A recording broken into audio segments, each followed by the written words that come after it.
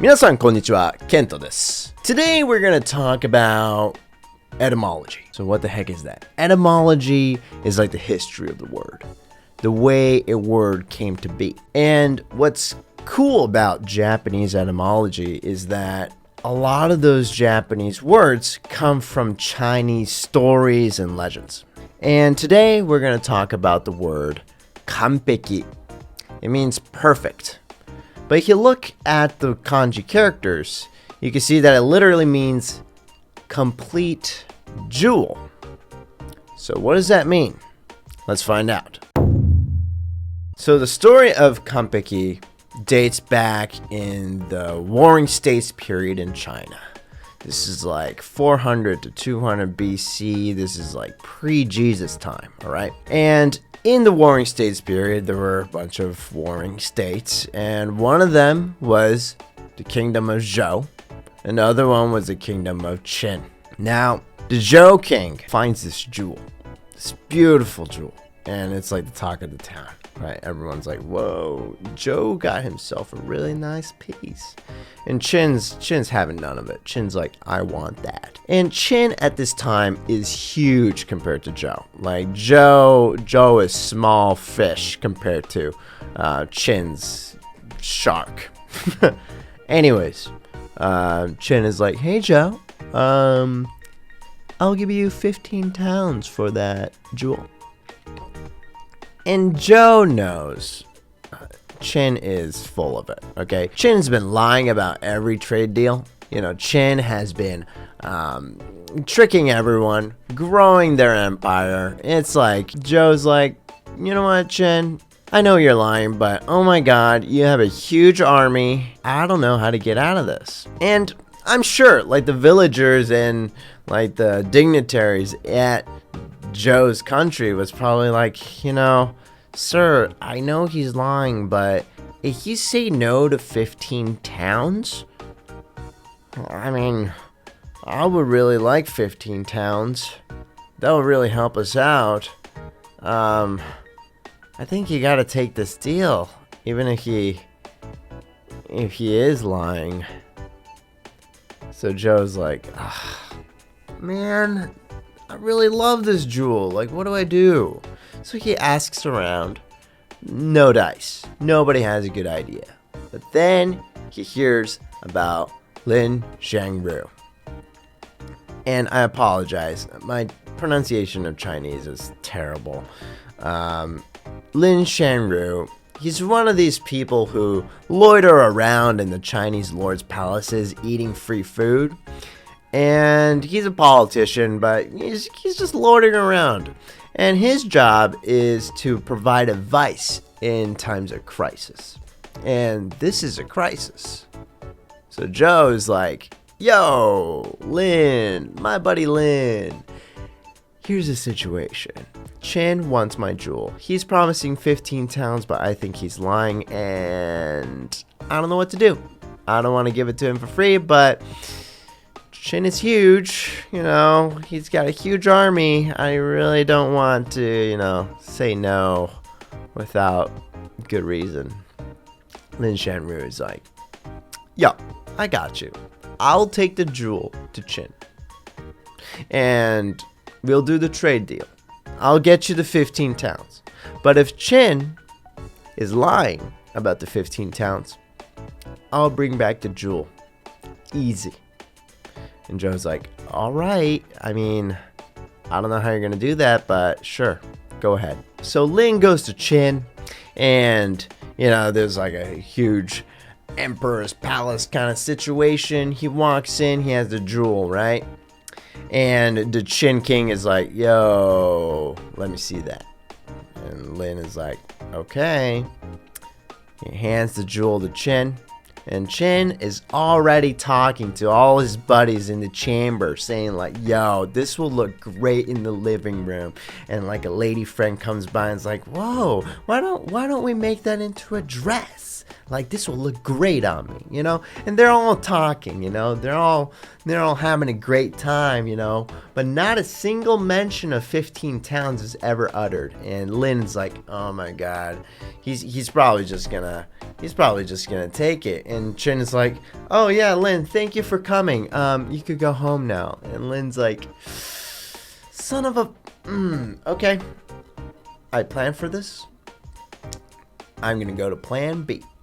So Lin saunters over to the Chin King and is like, sir, I'm so sorry, but I think there's a scratch on that jewel. And Chin's like, what are you talking about? I don't see it. And he's like, no, just to make me feel good. Could I inspect the jewel one last time to make sure it's perfect for you, sir? And Chin's like, okay, here you go. Lin takes the jewel. And it's like, what about the 15 towns, sir?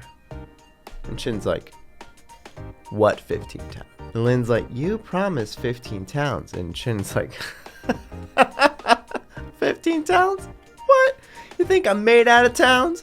Well, I kind of am, because I am the Chin King and we have the hugest kingdom. But yeah, you're going to give me that jewel and you're going to go home. Lin Shangru is like, all right, no, I'm taking this jewel back to Joe. And Chin's like, no, you're not. Guards, please arrest this man. And Lin just takes the jewel and is like, yo, I will drop this jewel. No, I will smash this jewel on the ground if any of you take one more step towards me. And Chin's like, ooh. And Chin at this point realizes, you know, if I kill this guy, he is an ambassador from Joe. Yeah, I feel like this is not a really good political move. He turns to Lin. He's like, fine, you may go home. So Lin Shangru comes home and he's like, Joe, yo boss. Yeah, Chin was lying when he was talking about 15 towns. But I brought back the jewel. And Joe's like, yo, that is awesome. Like, you're the man, dude. You are the man. And this story of bringing back the jewel without a scratch on it, unscathed, becomes a legendary story with the title Complete Jewel Returned to Joe. And this title becomes a word that describes situations where things go back to the original owner in perfect condition. Then, as with a bunch of Japanese words, the Japanese heard this legend and was like, yo, that sounds really cool. Why don't we just like take the first two characters and make it our own word? And that's how the word kanpeki, meaning perfect, came to be in Japan. I love etymologies, you know, especially Japanese ones with like a Chinese background, because they have all these legends and really cool stories behind them. And they're super fun to explore and learn about and tell you guys about. And speaking of talking about Japanese stuff, I just started this live stream show over on Twitch with my friend Farshad. It's called FKIT, Farshad Kent Interesting Topics. And we just talk about a lot of stuff, a lot of Japanese stuff, actually. Okay, what kind of books did you get? Like vintage Tezuko Osamu prints. What's that? You don't know Tezuko Osamu? I don't. Oh yeah? I don't. Yeah, I mean, he's like the godfather of manga, right? He's like the Walt Disney of Japan, in a sense. Oh, wow. And he himself was very much inspired by Walt Disney. Walt Disney. He revered Walt Disney as like a god.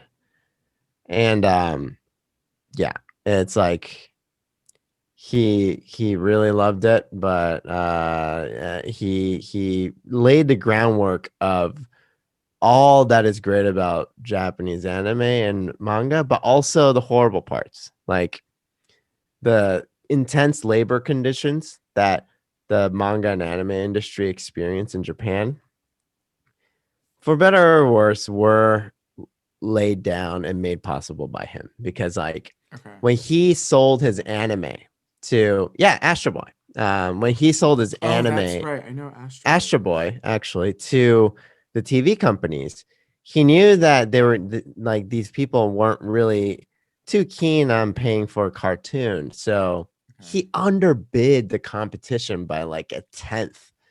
So like basically, these people working on the 10th amount of money to build like a whole animated thing, and that rate kind of stuck as Mhm. what people could expect from anime, and it created this legacy of underpaid, overworked animation assistants.